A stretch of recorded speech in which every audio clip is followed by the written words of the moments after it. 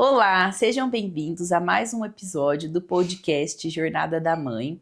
Aqui é um lugar para você ter o seu tempo, né? Como diz o slogan, desculpa, agora eu não posso. É para você tomar um tempo para você, pegar aí um cafezinho e aproveitar esse episódio.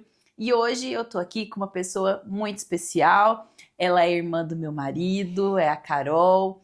Ela é mãe de duas meninas lindas que são nossa sobrinha, ela também é advogada e ela veio contar um pouquinho da jornada de mãe dela e compartilhar com vocês. Seja bem-vinda, Carol. Obrigada, Jéssica. Obrigada pelo convite. Fiquei muito feliz e estou muito orgulhosa de você do podcast. Obrigada. Estou muito feliz de estar aqui.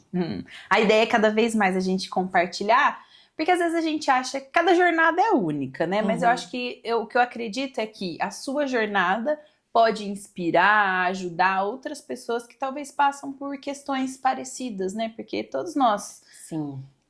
Por mais assim que a gente consiga, né, dar tudo certo, né, tá fluindo, mas a gente tem os desafios, né? Ah, todo dia, né? Todo dia. Um leãozinho que a gente vai brigando por dia, né? Carol, bem, eu já sei bastante coisa da Carol. Eu e o Matheus, a gente tá junto, vai fazer 10 anos já. Então eu já conheço um pouquinho dela, mas quero que você conta pra gente, quem que é a Carol na jornada da mãe? Conta aí um pouquinho das meninas, quantos anos? Bom, eu sou a Ana Carolina, né? Sou irmã do Matheus, que é casado com a Jéssica. Tenho duas meninas, sou casada com o Lucas, tenho duas meninas, a Maria Luísa de 10 e a Maria Tereza de 7, que faz 8 amanhã. Amanhã já, amanhã. Verdade. 10 e 8. 10 e 8. E o tempo passa muito depressa, né? Passa rápido. Passa. Inclusive, você falou isso, vou ter que falar aqui, né? A Carol casou faz pouco tempo na igreja, né, Carol? Casei Conta pra por gente. conta da minha picuruchinha, que a gente é padrinho da minha lindeza, da Maísa, e aí a gente não era casada na igreja católica, a gente era casado na evangélica, enfim, foi um culto porque a gente quis casar e fazer a festa no mesmo lugar na época. E aí o padre Emerson, lá aqui da São Benedito, que é a igreja que a gente frequenta, falou, vamos ter que casar. Aí eu falei, tá, Jéssica, vamos lá. Aí o ano passado a gente casou para poder, não só para poder batizar a Maísa, porque era um desejo que a gente já tinha e foi muito bom. Veio junto, né? Eu quis falar isso porque você falou, sou casada, eu falei, nossa, ela casou na igreja católica. Casei agora. No ano passado, né? Ela ia batizar a Maísa e eu achei legal porque, assim, pra gente perceber o quanto a gente tem algumas mudanças ao decorrer, né? Porque eu imagino... A vida é isso, eu acho que a gente planeja uma coisa e no decorrer da vida as coisas vão acontecendo e as coisas vão mudando e tudo para melhor. Eu acho que às vezes pode acontecer alguma coisa pro pior para depois vir o melhor, né? E o casamento foi assim maravilhoso e foi num momento muito bom também. E foi gostoso, Foi. Porque foi assim, a Maísa ia batizar no domingo, aí no sábado à noite a gente tava lá na igreja casando a Carol e o Lucas.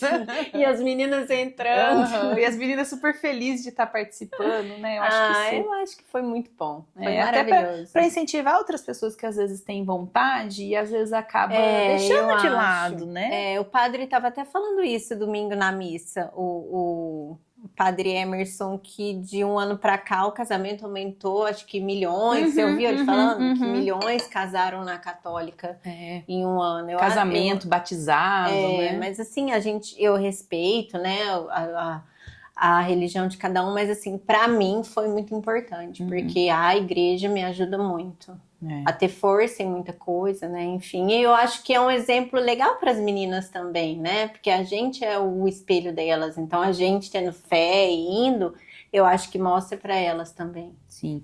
Ô, Carol, e você falou, né? As meninas estão com 10, a TT já tá praticamente aí com 8, 10 e 8. Quer contar um pouquinho aí desse... Você e o Lucas estão juntos há quantos anos? Casados há 12. 12, nossa, bastante. Juntos há 18. Nossa, bastante. É uma história uma juntos. História. Conta aí pra gente um pouquinho desse processo aí de ter as meninas, descobrir as meninas, né?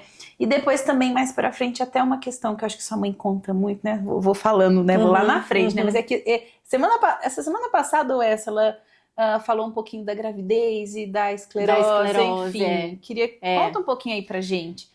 Então, Olha, eu tô atropelando, né? Mas enfim. vamos voltar lá. É porque eu já sei, eu já te conheço e já sei, mas nem todo mundo sabe. Vamos voltar lá no começo, né?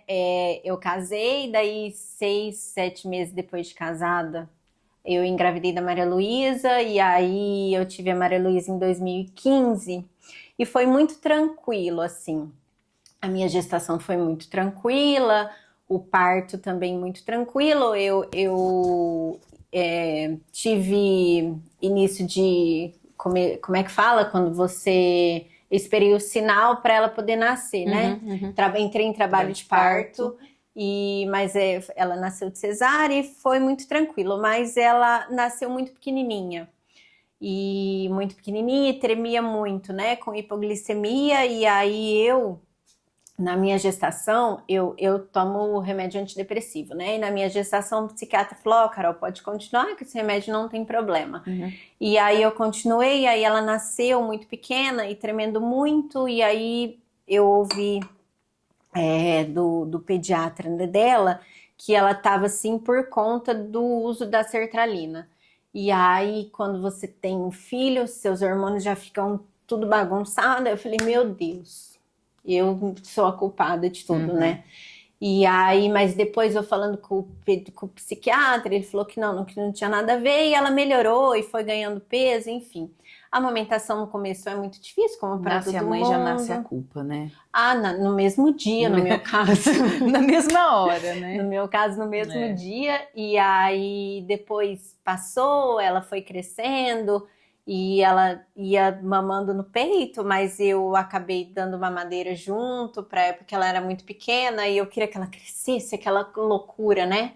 Ai, ela tem que crescer e tal, então o meu leite não tá fazendo ela crescer, então vamos dar mamadeira. E aí, com o tempo, ela foi largando o peito. E aí eu lembro que eu cheguei no pediatra chorando, ela com 3 meses, eu falei, doutor, ela parou de mamar no peito, pelo amor de Deus. Ele falou assim, ela tá pegando mamadeira? Eu falei, tá. Ela falou, então tá tudo bem.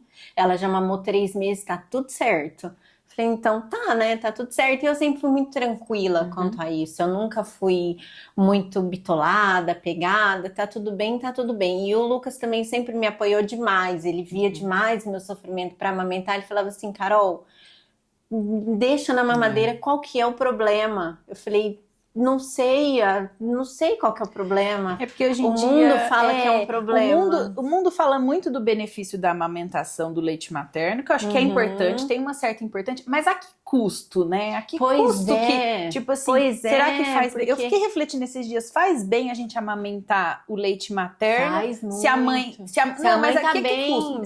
Se a mãe tá sofrendo, tá angustiada, não tá dando certo, né? A que preço, né? A que preço. E aí eu peguei e parei de amamentar ela, mas enfim.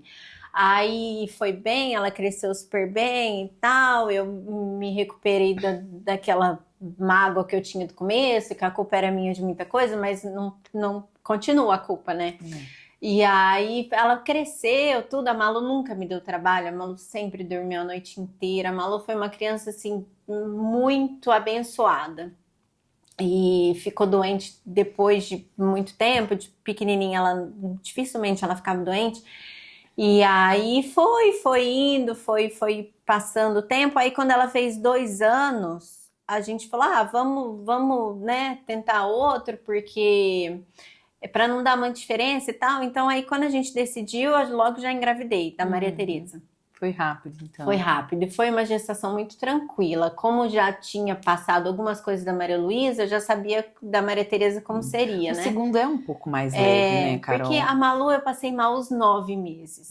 Os 9 meses eu passei mal da Malu. Não era de vomitar, mas de enjoo e tal. E da Maria Tereza eu já vim preparada que eu ia passar os 9 de novo, mas foi só 5. E aí, mas foi muito tranquila, a gestação dela foi muito tranquila. E no finalzinho da gestação dela veio um sustinho, que foi quando meus pais resolveram ir embora. E minha mãe sempre foi uma rede de apoio para mim, né? E aí eles foram embora logo que ela nasceu e aí foi um finalzinho de gestação meio conturbadinho, assim, por conta do meu emocional. Mas foi tudo bem, foi um parto tudo ótimo. Ela também nasceu pequenininha, e depois eu vi que a pequenininha era por conta que era da genética mesmo. Mas foi tudo bem. Aí eles foram embora e eu continuei nessa toada de uma filha de 2 anos e quase 3, e uma recém-nascida, e aquela loucura dentro de casa, morando no apartamento que era 80 metros quadrados. E com cachorro e aquela loucura. E se eu te falo assim, como é que foi, Carol? Não sei muita coisa, eu não lembro. Não acho que a nossa mente apaga. Parece que apaga algumas coisas. Eu também tenho essa sensação. Eu não lembro de muita coisa. E uma sensação de tipo assim, as dificuldades, porque tem dificuldade, né? Tem. Parece que a gente até esquece, né? Esquece. Tipo assim, nem parece. Na hora que você tá vivendo é difícil, a gente não pode minimizar, mas depois você fala assim... Tem muita coisa que minha mãe fala pra mim, Carol, a Maria Tereza chorou muito, até, sei lá, quase um ano ela só chorava. E eu falava, nossa, ela chorava, mas eu não lembro tanto. Ela chorava tanto assim? Eu não me lembro tanto. E aí eu lembro que eu ia muito para Curitiba, que meus pais moravam lá, e eu lembro que ela chorava, mas eu não me lembro desse peso dela chorar tanto. Mas ela chorava, mas tem coisa igual você falou, a gente parece que vai absorvendo ou vai normalizando. Normalizando, também, né? E aí foi assim, aí logo a gente terminou de construir, mudamos para casa, então minha vida sempre foi um tropelo depois da Maria Tereza, sabe? Assim, tadinha, ela sempre foi nesse tropelo. Aí depois foi tudo indo, foi tudo indo. E eu acho interessante esse ponto que você trouxe, né? Da questão de... Eu lembro, né, bem, sua mãe sempre ajudou muito com a Malu. Né? Muito, né? E hoje eu tenho minha mãe perto de mim, eu sei o quanto sabe como que isso que a rede de apoio faz diferença. Não, que minha sogra também não me ajudou. Minha sogra também sempre maravilhosa. Não, mas vamos falar a verdade. Sua mãe é minha sogra e eu tenho a minha mãe. Ter a mãe da gente é diferente. É diferente. Né? Quando a mãe da Carol, que é minha sogra, nem sempre tá aqui, mas quando ela tá, nossa, as meninas amam, estamos juntos sempre, né? Mas eu digo assim, quando a mulher tem a possibilidade, né? E a mãe tem essa disponibilidade, é assim, a melhor coisa do mundo, poder ter a mãe perto da gente. É muito bom. É muito bom. Tanto é que quando ela tá aqui, nossa, parece que me dá até um conforto. Assim. Imagino. Confortável, assim, quando ela tá. Mas a gente tem que adaptar, né, Jéssica? Eu acho que a gente tem que adaptar o que a vida traz pra gente. E aí, com o tempo, eu fui adaptando. Hoje eu... E não ter essa rede de apoio na segunda filha, como que foi pra você, como mãe? Assim... Porque, igual eu te falei, aí minha mãe foi embora, minha sogra meio que fez o trabalho da minha mãe. Ela aproximou mais. Ela meio que fez o papel da minha mãe. Até quando eles foram embora, a gente teve que ir morar na casa deles, porque a minha não estava pronta. Eu lembro. E aí ela foi assim, ela e meu sogro também na época foram maravilhosos, assim, eles me deram um apoio maravilhoso. E ela me ajudou muito. E aí ela tinha uma funcionária que trabalhava para ela e ela me forneceu a funcionária dela. Falou, fica com a Jo um tempo até você conseguir mudar e tal. E aí eu fiquei com a Jo, que era a que me ajudava com as meninas. Aí eu mudei para minha casa. Logo a Sandra, que era minha funcionária, veio comigo quando eu mudei. Então, a Sandra que foi meu apoio, assim, nossa senhora. Quando ela teve que sair ano passado, foi um baque, porque ela era, tipo, a sua pra você, sabe? Ela era minha terceira mãe. Eu não falo segunda, porque a segunda era minha sogra e terceira mãe. Ela era, assim, maravilhosa. Por que eu tô falando isso, né, Carol? Porque às vezes a gente comenta... Eu acho que rede de apoio, né? E quando a gente tá falando de rede de apoio, a gente tá falando tanto familiar, né? Que é quem tá ali. E hoje em dia cada vez menos, né? Porque as famílias, antigamente, tinha muito assim, era uma tia, as famílias eram mais juntas, né? Então tinha a rede de apoio familiar. Hoje, normalmente, quando a gente fala rede de apoio familiar, normalmente é mãe ou vó. Vó, né? Sogra. Só, porque o resto tem a vida também. Né? Tipo assim, a vida de todo mundo eu tava continua. lendo, eu não lembro nem onde mesmo que eu li, que antigamente os avós e avós eram disponíveis. Hoje, os avós e as avós, o que eles estão fazendo? Tem muitos ainda trabalhando. Exatamente. Então, tipo assim, eles não são ali tão presentes, né? Tipo, minha mãe é super presente. Meu pai não, ele é super ativo no trabalho, então ele não tem tanto tempo meu com pai as também, crianças. O sempre seu pai também. trabalhou e nunca Então, teve esse assim, momento. e aí tem essa rede de apoio familiar. Mas aí a gente também tem uma outra rede de apoio, que é a rede de apoio paga, né? Isso. Que é alguém que tá ali trabalhando, seja na sua casa, ou seja ali também cuidando da criança, né?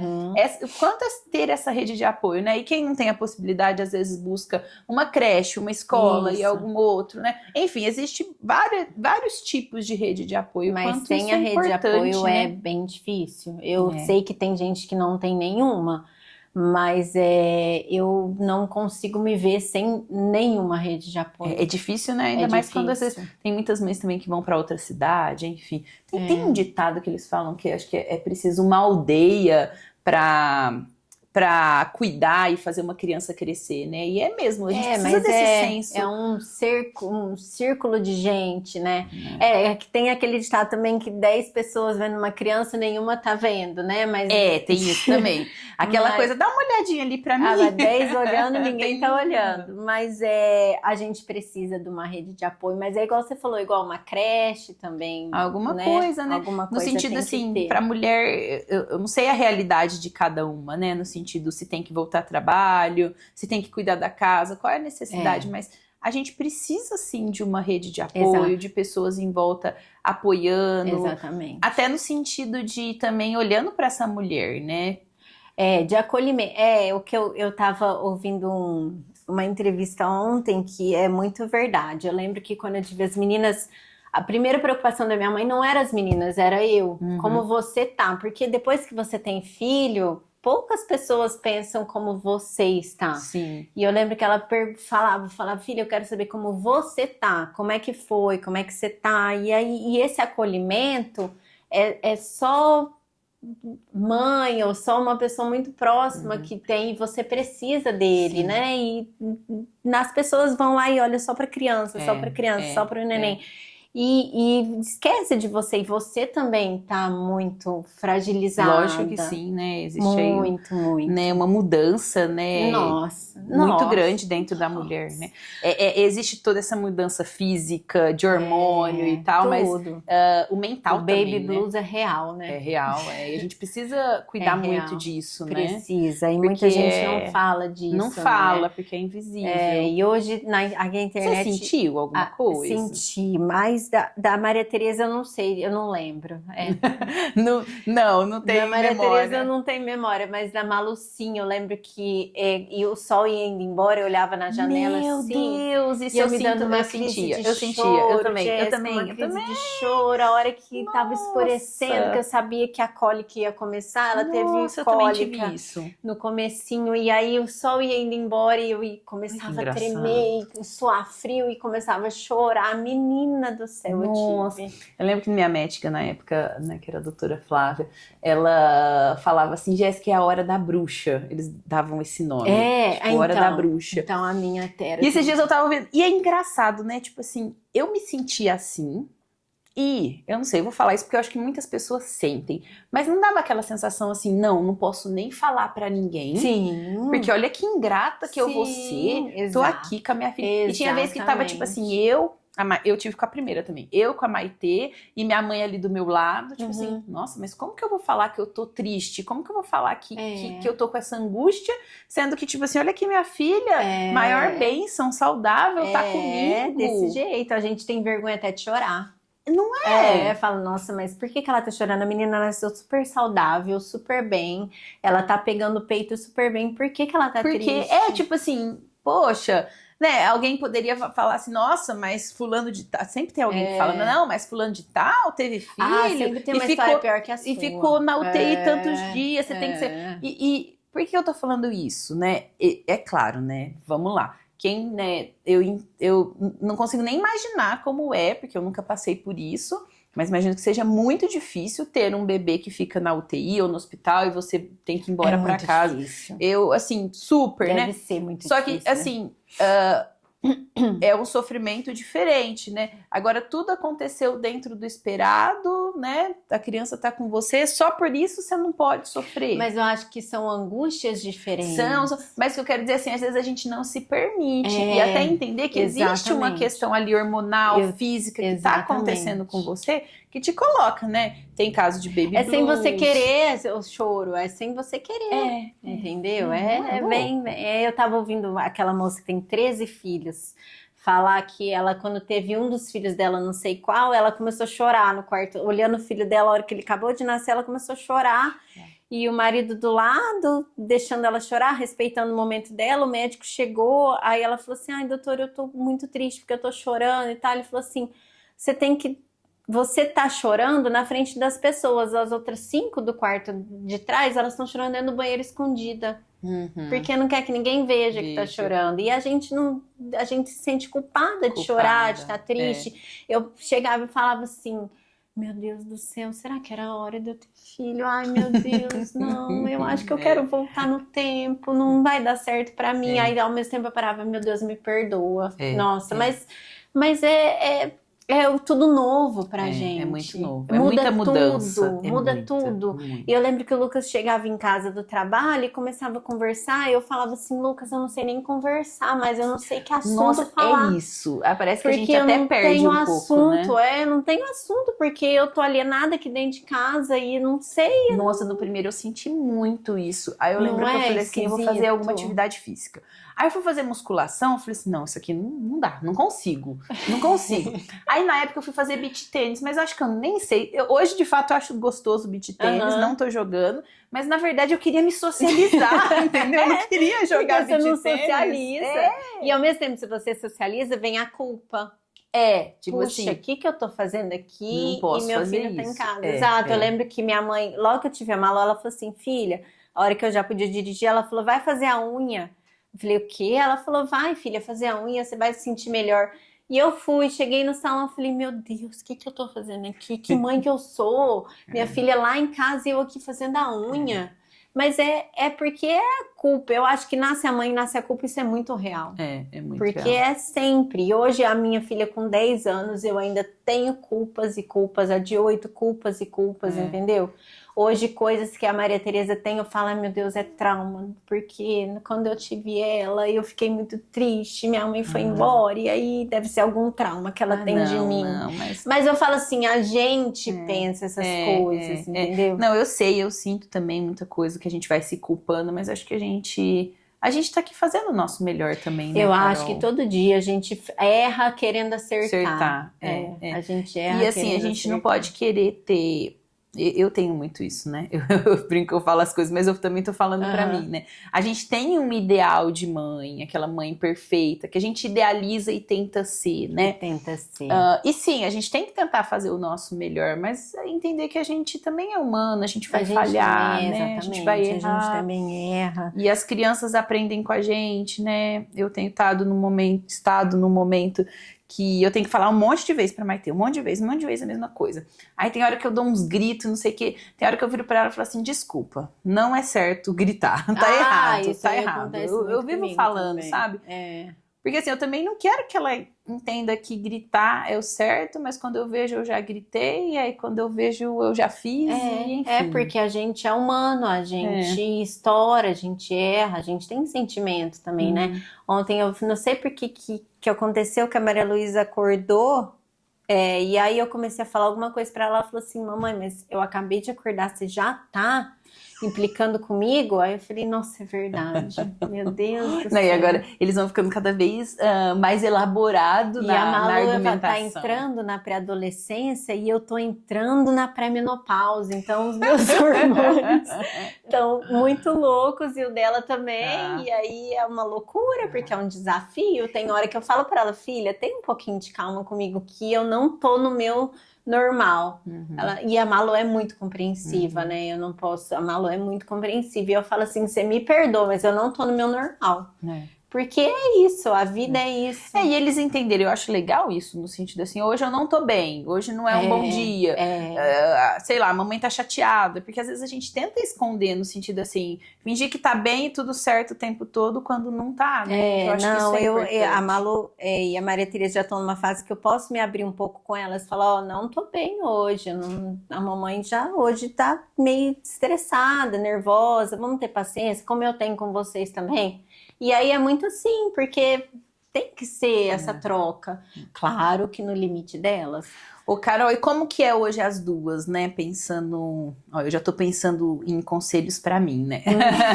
Não, mas eu vejo a Malu e a Tetê, elas estão sempre juntas, né? Mas como que é os desafios, né? Uma de 10, uma de 8, elas têm uma diferença aí bem parecida com as minhas. Como que é hoje, né? Pensando nessa idade delas, pensando aí que a Malu já tá numa pré-adolescência, como que é? Hoje elas estão bem diferentes, assim, no sentido de até uns 2 anos atrás, elas ainda brincavam juntas, ainda tinham os mesmos gostos por brincadeiras. Hoje a Malu já tá numa outra fase. Então elas não brincam mais tanto juntas, elas brigam mais. Então tem aquela disputa, cada uma quis o seu quarto agora. Ah, elas dormiam juntas. Elas sempre dormiram juntas. Fala isso, que meu coração já dói. Eu achei que ia demorar mais para chegar esse momento, mas a Malu me pediu e eu acho que é um direito dela, ter o espacinho dela. Então hoje cada uma tem o seu quarto e aí cada uma tendo o seu quarto, eu achei, que eu achei? Que elas, não é que elas se distanciaram, mas elas se individualizaram um pouco, que eu acho que elas eram muito uma só, porque tudo das duas dormiam juntas e tal, elas se individualizaram. A gente quer isso, né? É, que a gente sempre quer isso. E aí, mas elas, falar que não briga, elas brigam. Brigam, claro que brigam. Não briga de tapa, essas coisas assim, não. Às vezes sim, né? De vez em quando. Mas bem assim. Mas elas têm as discussões dela. A Maria Tereza ela é mais explosiva, a Malu é mais de guardar, assim, né? Então elas têm essas desavenças, mas são, assim, inseparáveis. São melhores amigas, assim. Por exemplo, a Malu pode xingar a irmã dela aqui, mas ninguém mais pode, entendeu? Elas são inseparáveis. E eu sempre falo para elas, vocês são uma pela outra.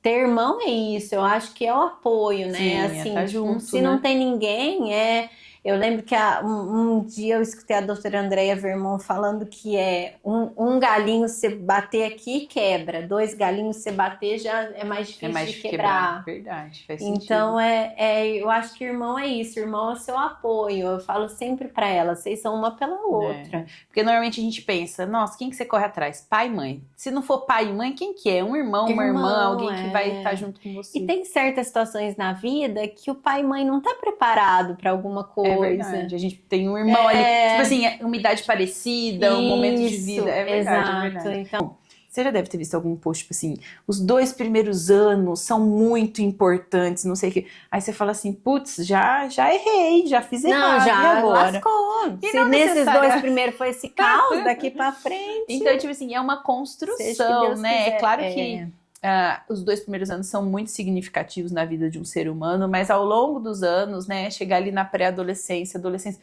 eles vão construindo muita coisa de personalidade e fazendo a questão... minha cunhada fala que a irmã do Lucas, que também é psicóloga, né, ela fala que a criança termina de formar a personalidade dela só com 9 anos. Então pensa, o tanto de coisa que você pode fazer ali até os 9, né? É muita coisa, né? É muita coisa. Ô, Carol, você falou dessa questão de irmão, aí eu ia até comentar, né? Que vocês são irmão também. Eu acho legal isso, a relação de vocês, né? Vocês têm quantos anos de diferença? 5. Mas é porque eu lembrei agora, eu achei legal comentar, que ele sempre fala que, inclusive foi quando ele machucou, né? Eu acho que essa história acaba marcando, porque eu acho que era o dia de levar o amigo. E você levava sempre ele. Qual dos machucados que ele fez? Qual deles? Tá vendo como a genética das minhas filhas é boa, né? Qual? Não, mas acho que foi quando ele caiu de queixo, alguma coisa assim. Ah, tá. Mas o que eu acho legal é que, tipo assim, ele fala assim, minha irmã tinha o dia do amigo. Quem que ela levava? Eu. Era. Eu acho tão Era legal assim, essa era. relação. A gente sempre foi muito junto. Fala assim, qual briga que você teve com seu irmão que te marcou? Nenhuma. Nunca tive uma briga, assim. Eu não sei se é porque são sexos diferentes ou eu e ele, a gente sempre se deu muito bem. E ele sempre foi meu apoio e eu sempre fui o apoio dele, assim, sabe? Tipo assim, Carol, puta, rachei a cabeça ali, não, vamos resolver. Carol, bati o carro, não, peraí que nós vamos resolver.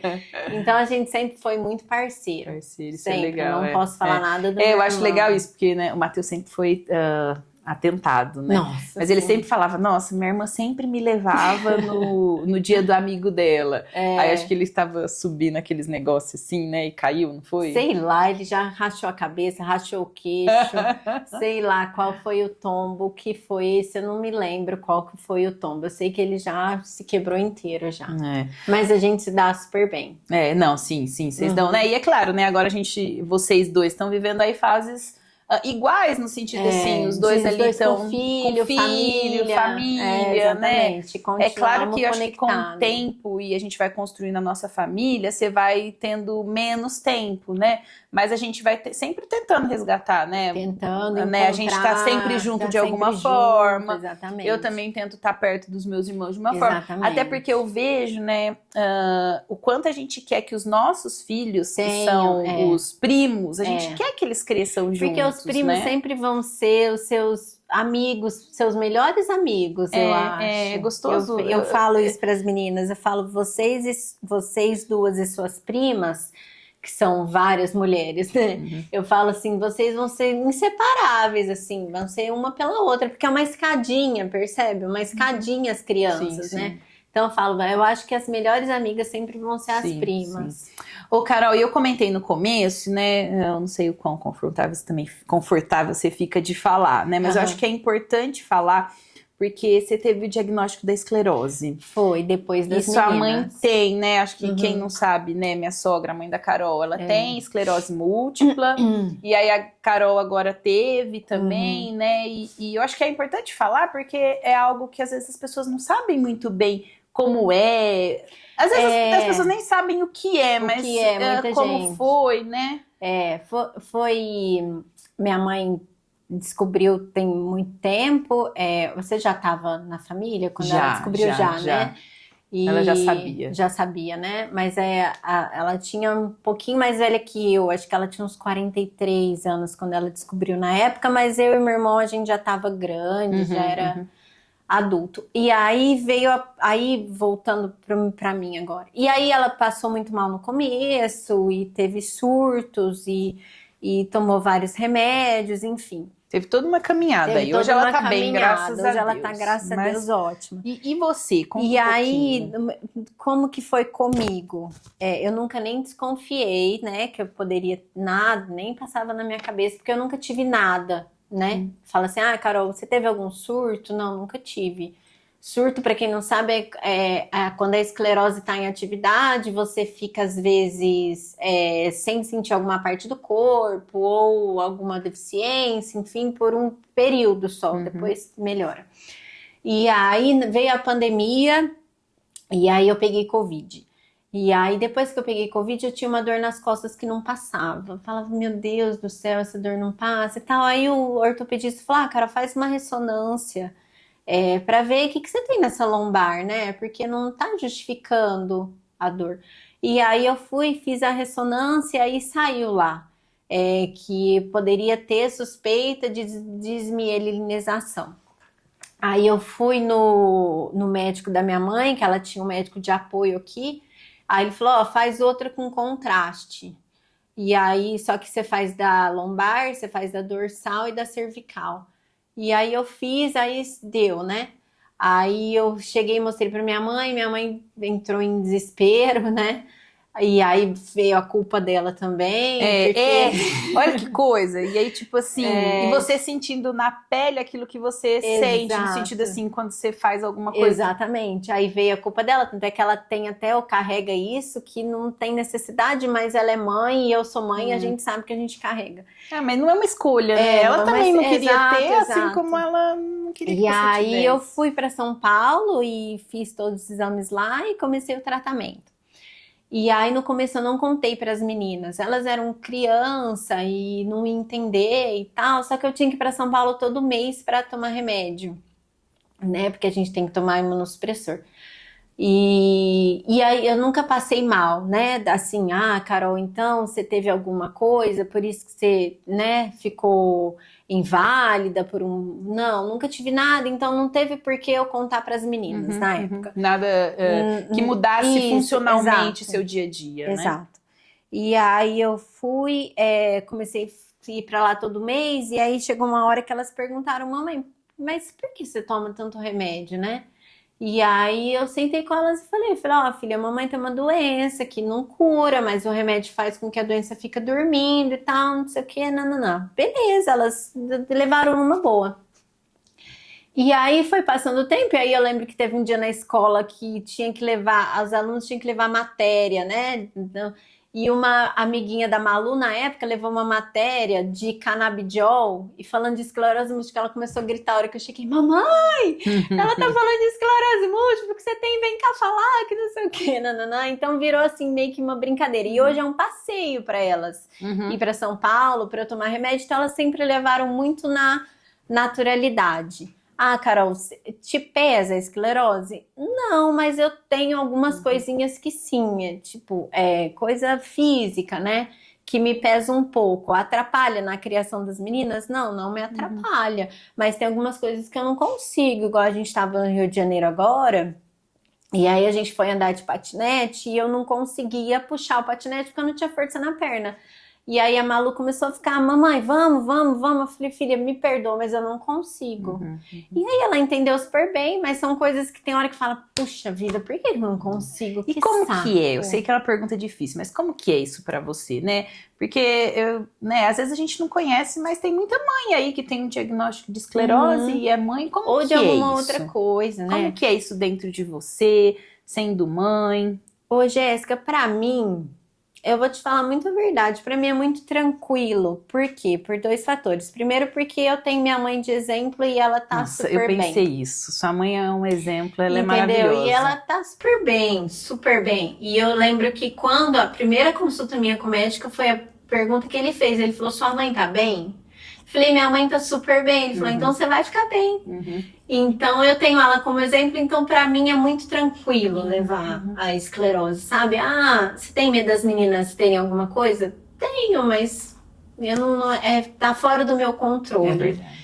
Né? Então, assim, a gente fica olhando, observando algumas coisas, mas tá fora do meu controle, Deus sabe o que faz, mas pra mim é muito tranquilo, muito tranquilo. O TDAH que eu fui diagnosticada pra mim é mais difícil do que a esclerose, sério, que eu tenho mais limitação do que a esclerose, sabe? Porque às vezes eu sou meio desatenta, sou meio devagar com algumas coisas, e aí que depois eu descobri que é por conta do TDAH, né? E aí isso me atrapalha um pouco mais, até na criação das meninas, do que a esclerose. Olha que engraçado. Que coisa louca, né?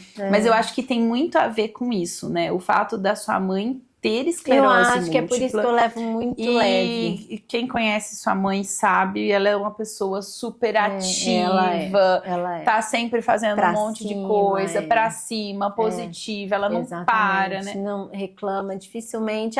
Olha, vou te falar que dificilmente a gente troca informação, eu e ela. Sobre isso.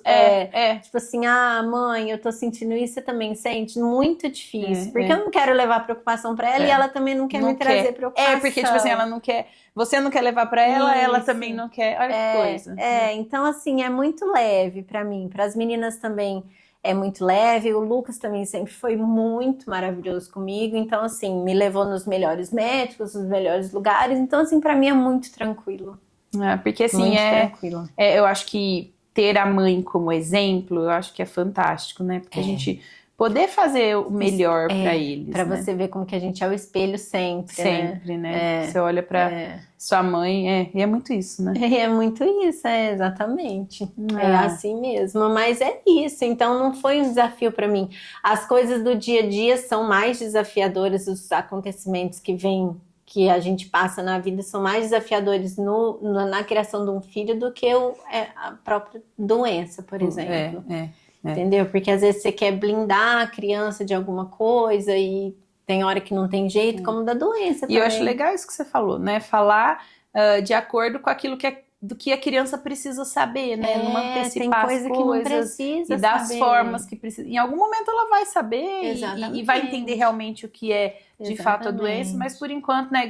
Eu gostei da sua explicação, é uma doença, fica adormecida, a mamãe toma tá remédio, tudo bem. tá tudo bem. Né? E aí tomar remédio virou um passeio pra elas, entendeu? Virou um passeio, elas adoram ir no médico comigo, porque o hospital lá em São Paulo, que é o Einstein, é enorme, parece é shopping. gostoso, eu adoro. Então ela fala, mamãe, e aí, quando você vai voltar no médico? Porque eu gosto de ir lá naqueles... Então virou pra elas, virou uma diversão, assim, sabe? Pra mim também, então, né?